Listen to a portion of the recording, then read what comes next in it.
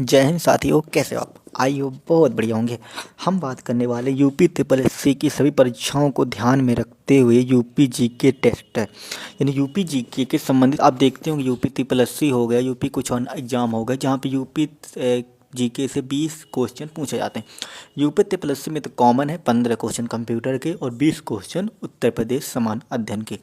तो हम चर्चा करेंगे उत्तर प्रदेश समान अध्ययन के उन 20 महत्वपूर्ण प्रश्नों के सेट की। यह हमारा सेट कौन सा है?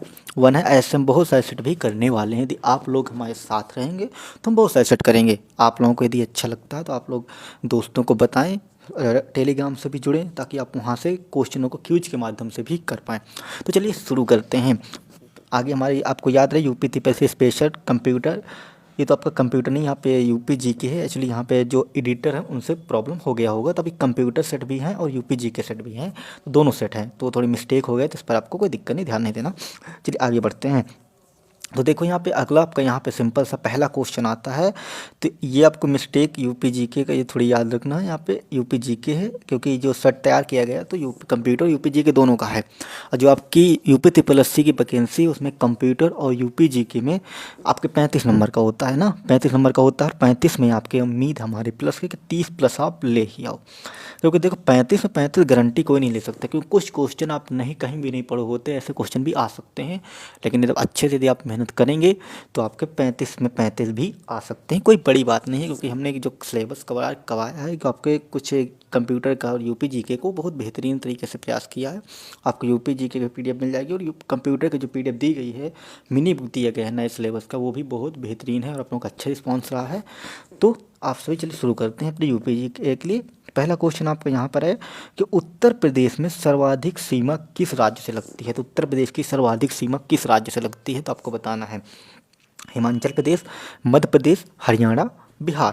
तो देखो इसमें साफ सिंपल सा है कि आप जानते हैं कि सबसे ज़्यादा लगती है मध्य प्रदेश से, 11 जिलों से लगती है। कितने जिलों से? 11 जिलों से लगती है। हिमाचल प्रदेश से आप जानते हैं कि सबसे ऊपर एरिया पड़ता है, तो इससे बहुत कम लगती है। और बहुत कम में मतलब ये नहीं कर सकते कि ऐसे नहीं है, एक जिले से लगते हैं आपके जो ऊपर सहारनपुर पड़ जाता है। तो यहाँ से कैसे लगती है? सहारनपुर से लगती है। सहारनपुर से जो लगती है तो ये आपके एक जिले से लगती है, बट बहुत कम सीमा लगती है ना। हरियाणा से भी आपको देखो जिलों, कुछ जिलों की लगती है, काफ़ी सारे जिलों की लगती है। बिहार से भी काफ़ी सारे जिलों की लगती है। तो आप इनको कमेंट में बताना कि बिहार से कितने जिलों की सीमा लगती है। ठीक, आगे बात करते हैं यहाँ पे। अगली बात करें यहाँ पे, जो एक चीज़ यहाँ पे क्वेश्चन पूछ सकते हैं कि ललितपुर आता है, कि ललितपुर एक ऐसा जिला है आपका, जो ललितपुर जिला है वो ऐसा जिला है कि मध्य प्रदेश से तीनों ओर से घिरा हुआ है। तो ये कभी क्वेश्चन पूछा जाता है कि ऐसा उत्तर प्रदेश का कौन सा जिला है जो मध्य प्रदेश की सीमा से तीनों ओर से घिरा हुआ है? तो कौन सा? ललितपुर है। चलिए अगला सवाल यहाँ पर आपका है कि झांसी मंडल में निम्न में से कौन सा जिला नहीं है? तो यहाँ से कह रहा है झांसी मंडल में कौन सा जिला नहीं शामिल है? तो देखो झांसी में, झांसी तो होगा ही, ये आपका सही है। सीतापुर, जालौन, जालौन भी शामिल है, ललितपुर भी शामिल है, सीतापुर नहीं शामिल है। सीतापुर शामिल आपका लखनऊ में है। किसमें शामिल है? लखनऊ मंडल में शामिल है। तो सीतापुर किसमें शामिल है? लखनऊ मंडल में शामिल है। तो झांसी मंडल में तीन जिले ही शामिल है, 3 जिले ही हैं। ठीक, अगला सवाल यहाँ पर, अगली बात करते हैं यहाँ पे कि तीसरा सवाल है आपका कि फर्रुखाबाद जनपद का मुख्यालय कहाँ है? तो जो फर्रुखाबाद जनपद है, फर्रुखाबाद जनपद का मुख्यालय कहाँ पर है? देखो फर्रुखाबाद का तो कुछ ऐसे जनपद हैं जिनके मुख्यालय दूसरी जगह हैं। जैसे गौरीगंज की बात करें तो गौरीगंज आपका अमेठी में है ना, अमेठी का गौरीगंज हो जाता है। नोएडा आपका गौतम बुद्ध नगर का हो जाता है। अम्बेडकर नगर का अकबरपुर हो, अम्बेडकर नगर का अकबरपुर हो जाता है। एक अकबरपुर माती है, वो अलग याद रहे। और अकबरपुर जो कानपुर का अकबरपुर माती जो आप देखो वो अलग है, और ये अकबरपुर है। तो अकबरपुर जो ये है आपका अम्बेडकर नगर का है। किसका? अम्बेडकर नगर का है, राइट। अम्बेडकर नगर क्या है? अकबरपुर है। नोएडा गौतम बुद्ध नगर, गौरीगंज का अमेठी, फतेहगढ़ जो है फतेहगढ़ फर्रुखाबाद का मुख्यालय है। ठीक, कुछ ऐसे ज़िले हैं जिनके मुख्यालय दूसरी जगह है, तो उनकी चर्चा की है। तो उसमें क्वेश्चन इंपॉर्टेंट है, ये आपके लिए नोट करते जाना है, क्वेश्चन बहुत ज़रूरी है। आगे बात करते हैं अगले सवाल की यहाँ पर।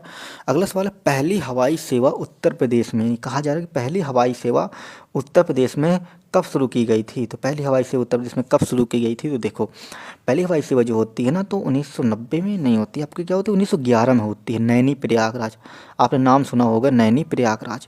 आप लोग बताना आप किस जिले से, कमेंट करके बताइएगा। तो नैनी प्रयागराज, नैनी प्रयागराज से क्या होता है कि आपके 1911 में पहली हवाई सेवा शुरू की जाती है। ठीक, 2000 में आपको क्या हुआ था? तो 2000 में आपको बताना है क्या हुआ था। सिंपल आपको बता सकते हैं कि बहुत सिंपल सवाल है।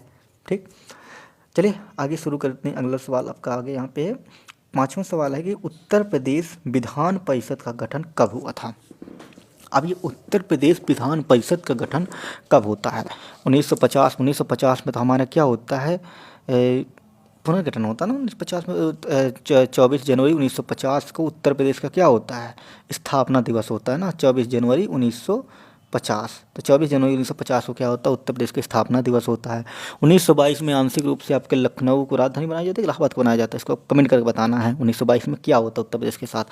1937 में आपका पूर्णतः राजधानी भी बन जाती है और 1937 में विधान परिषद का गठन होता है। क्या होता है, तो याद रहे 1937 में विधान परिषद का गठन, उत्तर प्रदेश की विधान परिषद का गठन कब होता है, 1937 में होता है। 1937 में एक बहुत बड़ी घटना भी होती है कि उत्तर प्रदेश की जो राजधानी लखनऊ है उसके बारे में कोई एक संबंधित इसका एक तथ्य है, इसको बताना है आपको, कमेंट करना। 1947 में आपको पता ही है कि देश आज़ाद हुआ था हमारा, हम स्वतंत्र हुए थे अंग्रेजों की गुलामी से ना। तो चलिए आगे बढ़ते हैं। अगला सवाल है कि आपका उत्तर प्रदेश के जनपद शाहजहांपुर को नगर निगम कब बनाया गया। यानी उत्तर प्रदेश का जो जनपद शाहजहांपुर है इसको नगर निगम कब बनाया जाता है। तो इसको नगर निगम कब बनाया जाता है, तो देखो इसको नगर निगम बनाया जाता है आपका सिंपल सा 2017 में नहीं बनाया जाता, 2017 नहीं 18 मार्च नहीं, आपको क्या बनाया जाता है, अप्रैल 2018 को बनाया जाता है। कब बनाया जाता है, अप्रैल 2018 को बनाया जाता है उत्तर प्रदेश के जनपद शाहजहांपुर को नगर निगम। ठीक, और ये हाल ही का नगर निगम 17वां नगर निगम है, याद रहे कौन सा, 17वां नगर निगम है। ठीक, आपको ये बताना अयोध्या को नगर निगम कब बनाया गया था, ये बताना है आपको। अगला सवाल हम बात करते हैं यहाँ पे, 7वां सवाल है कि उत्तर प्रदेश का 18वां मंडल कौन सा बना। यानी उत्तर प्रदेश का 18वां मंडल जो है कौन सा है। तो उत्तर प्रदेश का 18वां मंडल की बात कर रहा है तो मेरठ, कानपुर, अलीगढ़, चित्रकूट। तो देखो यहाँ पे एक चीज़ यहाँ पे याद रखना कि जो मेरठ और कानपुर है ये सबसे बड़े मंडल है, मतलब और भी इनमें क्या है, 6 जिले शामिल है। कितने शामिल है, 6 डिस्ट्रिक्ट शामिल है। कितने शामिल, 6 डिस्ट्रिक्ट शामिल है मेरठ और कानपुर में।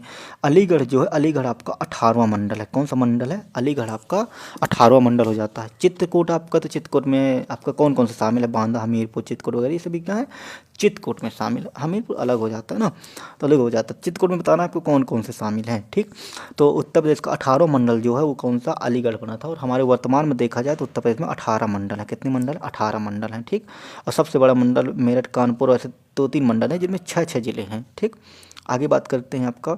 अगला सवाल है कि न्यायिक अनुसंधान एवं प्रशिक्षण केंद्र उत्तर प्रदेश में कहाँ हैं। तो न्यायिक अनुसंधान और प्रशिक्षण केंद्र उत्तर प्रदेश में जो है कहाँ पर है, बनारस में। बनारस में नहीं है तो आपका लखनऊ में है। कहाँ पर, लखनऊ में है। ठीक, लखनऊ में। प्रयागराज का संबंध आपका कहाँ से, बहुत सारी चीज़ें, प्रयागराज तो संगम नगरी भी कहते हो ना, अभी कुंभ मेला लगने वाला है, तो ये सब चीज़ें कहाँ, प्रयागराज है। तो आपका लखनऊ में क्या है, प्रशिक्षण केंद्र, न्यायिक अनुसंधान प्रशिक्षण केंद्र है। और प्रयागराज इलाहाबाद में हमारा क्या है, 1966 में स्थापित, 1966 में कब बनाया गया था, आपका प्रयागराज में स्थापित है आपका हाई कोर्ट। क्या है, हाई कोर्ट स्थापित है उत्तर प्रदेश का। इसका खंडपीठ कहाँ पर है, खंडपीठ लखनऊ में है।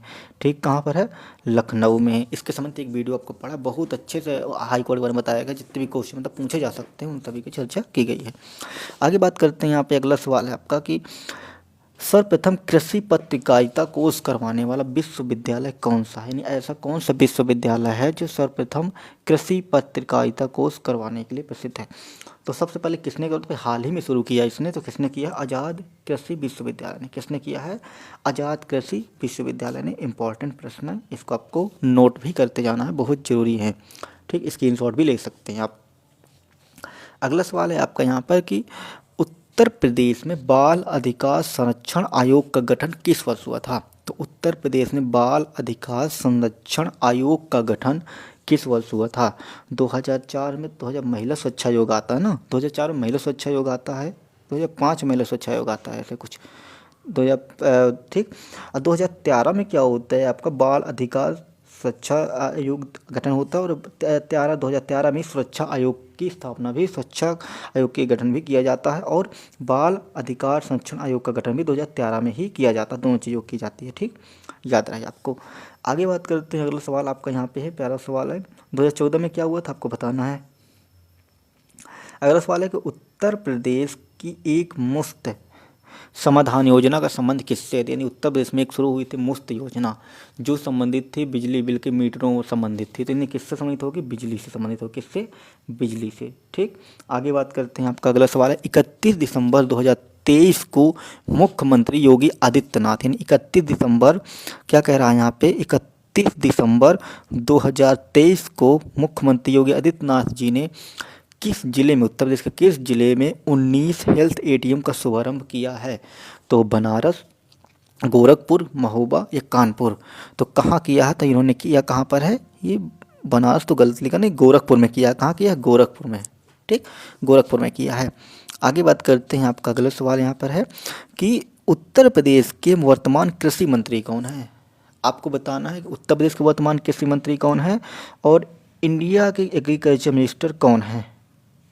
EIAM मतलब इंडिया के एग्रीकल्चर मिनिस्टर कौन है? तो आपको बताना है। तो इंडिया के एग्रीकल्चर मिनिस्टर कौन है? तो आपको अभी हाल ही में बने हैं, मध्य प्रदेश से हैं, श्री शिवराज सिंह चौहान जी हैं। कौन? श्री शिवराज सिंह चौहान, जो पहले पूर्व मुख्यमंत्री MP के हैं ना। ठीक, और JP नड्डा कौन है? तो स्वास्थ्य, केंद्रीय स्वास्थ्य मंत्री हैं। कौन है? केंद्रीय स्वास्थ्य मंत्री की जो बात करते हैं JP नड्डा। शिवराज सिंह चौहान हैं वर्तमान केंद्रीय कृषि मंत्री हैं। ठीक, और सूर्य प्रताप शाही जो हैं, तो सूर्य प्रताप शाही का संबंध किससे? तो इनका संबंध है उत्तर प्रदेश के वर्तमान कृषि मंत्री से। तो उत्तर प्रदेश के वर्तमान कृषि मंत्री कौन है? सूर्य प्रताप शाही हैं। सुरेश खन्ना कौन है? तो ये आपको बताना है। आप वित्त मंत्री का नाम जानते होंगे अपने उत्तर प्रदेश को, तो जरूर बताएंगे। ठीक, आगे बात करते हैं आपसे, साइबर हेल्पलाइन नंबर कितना होता है? अब ये मत कहना कि उत्तर प्रदेश के GK में सवाल नहीं है, इसलिए सम्मिलित किया गया क्योंकि इस समय यूपी में भी साइबर क्राइम बहुत बढ़ रहे हैं, तो उसको यूपी GK से संबंध बहुत ज़्यादा जोड़ा गया है, जो करंट का चैप्टर है। तो याद है साइबर क्राइम समझते हैं। साइबर हेल्पलाइन नंबर कितना होता है? तो साइबर हेल्पलाइन नंबर जो हमारा होता है ना 1076, ये क्या होता है? CM हेल्पलाइन नंबर होता है। CM helpline number, CM helpline number कौन सा होता है? तो CM हेल्पलाइन नंबर होता है 1076। 1090 होता है तो आपका वुमेन हेल्पलाइन नंबर होता है। कौन सा? वुमेन हेल्पलाइन नंबर होता है। 1930 होता है आपका साइबर हेल्पलाइन नंबर। क्या होता है? 1930 होता है साइबर हेल्पलाइन नंबर। 1098 जो होता है ये होता है चाइल्ड हेल्पलाइन नंबर। क्या होता है? Child helpline number. ठीक, तो 4 नंबर होते हैं, बहुत इंपॉर्टेंट है। 1076 CM helpline, 1090 women helpline, 1930 cyber helpline और 1098 चाइल्ड हेल्पलाइन नंबर। ठीक, आगे बात करते हैं अगले सवाल की कि 2011 की जनगणना के अनुसार उत्तर प्रदेश की महिला साक्षरता, यानी 2011, क्योंकि अभी 2021 की जनगणना कोई लिखित तो नहीं है, 2011 की जनगणना के अनुसार उत्तर प्रदेश की महिला साक्षरता दर कितनी है? तो देखो 2011 की जनगणना के अनुसार यदि बात करें उत्तर प्रदेश की महिला साक्षरता दर, तो 67.68%, 77.33%, 57.20%, 75.10%। तो देखो आपका जो ये कुल, ये क्या है? यूपी की कुल है, यूपी की कुल साक्षरता है ना, टोटल साक्षरता। ठीक, यूपी की कुल साक्षरता कितनी है? 67.68%। और यदि बात करें यूपी के पुरुष से, तो पुरुष यानी मेल साक्षरता कितनी है? तो मेल साक्षरता है 77.33। और यहाँ पे महिला साक्षरता कौन है? फीमेल साक्षरता कौन है? तो फीमेल साक्षरता 57.0। तो इसका राइट आंसर क्या हो जाएगा? यहाँ पे पूछा महिला साक्षरता, तो महिला साक्षरता कौन सा? 57.20। और 75.10 क्या है? तो ये आपका शहरी तौर पर हो जाता है कि शहरी जनसंख्या की बात कर रहे हैं ना, शहरी साक्षरता कितनी है। ठीक, तो 75 के एवरेज हो जाती है। ठीक, तो ये कोई बड़ी बात नहीं, आपको नॉर्मल चीज़ आपको याद है। 2011 की जनगणना बहुत इंपॉर्टेंट अभी चल रहा है, जब तक 21 की जनगणना नहीं आती तब तक यही पूछा जा रहा है। तो ये आपका 67-68, तो कितना होगा? ये होगा हमारा कुल साक्षरता उत्तर प्रदेश की 77.33, पुरुष साक्षरता 57.20, महिला साक्षरता। ठीक, आगे बात करते हैं अगले सवाल पर आपका कि वाराणसी की तिरंगा बर्फी को कब GI टैग मिला? अब देखो GI टैग से भी महत्वपूर्ण प्रश्न आ रहा है आपका कि वाराणसी की तिरंगा बर्फी को कब GI टैग मिला है? तो वाराणसी की जो तिरंगा बर्फी है उसको जो GI टैग दिया जाता है तो कब दिया जाता है? 11 मार्च 2024, 16 अप्रैल 2024 या फिर 18 अगस्त 2024, या अभी तक नहीं दिया गया। तो देखो 16 अप्रैल 2024 को दे दिया जाता है वाराणसी की तिरंगा बर्फी को, और काफ़ी चीज़ों को दिया जाता है। ठीक, अगला सवाल आपका यहाँ पर है कि सर्वाधिक लिंगानुपात वाला उत्तर प्रदेश का जिला कौन सा है। सर्वाधिक लिंगानुपात वाला उत्तर प्रदेश का जिला कौन सा है। गौतम बुद्ध नगर, जौनपुर, प्रयागराज, बांदा। तो गौतम बुद्ध नगर जो है ये कम है, क्या है, सबसे कम है, सबसे कम है, ठीक, यानी न्यूनतम है, तो ये न्यूनतम हो गया। और सर्वाधिक अधिक कौन सा, तो जौनपुर है। प्रयागराज में क्या सर्वाधिक शहरी है, शहरी लिंगानुपात ज़्यादा है, कितना शहरी लिंगानुपात ज़्यादा है, कहाँ पे, प्रयागराज में, ठीक। आगे बात करते हैं, अगला सवाल आपका, बांदा में तो इसका कोई विशेष रोल नहीं है जनसंख्या संबंधित। आगे बात करते हैं आपका कि 18वां सवाल है कि निम्न में से किससे प्रयागराज का संबंध नहीं है, यानी ऐसा कौन से यहाँ पे पॉइंट है जिससे प्रयागराज का संबंध नहीं है। तो निम्न में से जो है आपका प्रयागराज से संबंध किसका नहीं है, तो कुंभ नगरी, प्रयागराज, अकबर का किला, प्रयागराज, स्वराज भवन, प्रयागराज। तो इसका राइट आंसर मोती महल। मोती महल कहाँ है, ये आपका लखनऊ में है। कहाँ पर है आपका, लखनऊ में है ना, लखनऊ में है, आपको पता होगा मोती लखनऊ में है।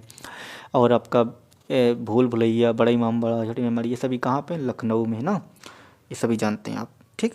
अगला सवाल आपका यहाँ पे आता है 19 नंबर का कि शीर्ष गन्ना उत्पादन वाला जिला कौन सा है। तो शीर्ष गन्ना उत्पादन वाला जिला कौन सा है, तो आपका यहाँ पे शामली, मेरठ, झांसी, महोबा। तो शीर्ष गन्ना उत्पादन वाला जिला जो है वह कौन सा है, तो वह आपका यहाँ पर आ जाता है शामली आ जाता है। कौन सा, शामली आ जाता है ना, शामली आपका शीर्ष गन्ना उत्पादन वाला जिला हो जाता है, याद रखना है, ठीक। आपको यहाँ पे झांसी, महोबा, तो आपको पता महोबा का गौरी पत्थर को 1 ODP में शामिल किया गया है, तो आपको याद रहे, ठीक। आगे बात करते हैं अगले सवाल की, ट्रांस गंगा सिटी है। अब ट्रांस गंगा सिटी किसे कहा जाता है, ट्रांस गंगा सिटी हम बोलते हैं उन्नाव को। किसको बोलते हैं, उन्नाव को बोलते हैं ना, उन्नाव को क्या बोलते हैं, ट्रांस गंगा सिटी बोला जाता है उन्नाव को, ठीक। ये थे आपके महत्वपूर्ण 20 सवाल। अब ये सवाल आपको कैसे लगे, आपके कितने नंबर, कितने क्वेश्चन सही रहे 20 में से, आपके 20 में से कितने क्वेश्चन सही रहे आपको कमेंट करके बताना है।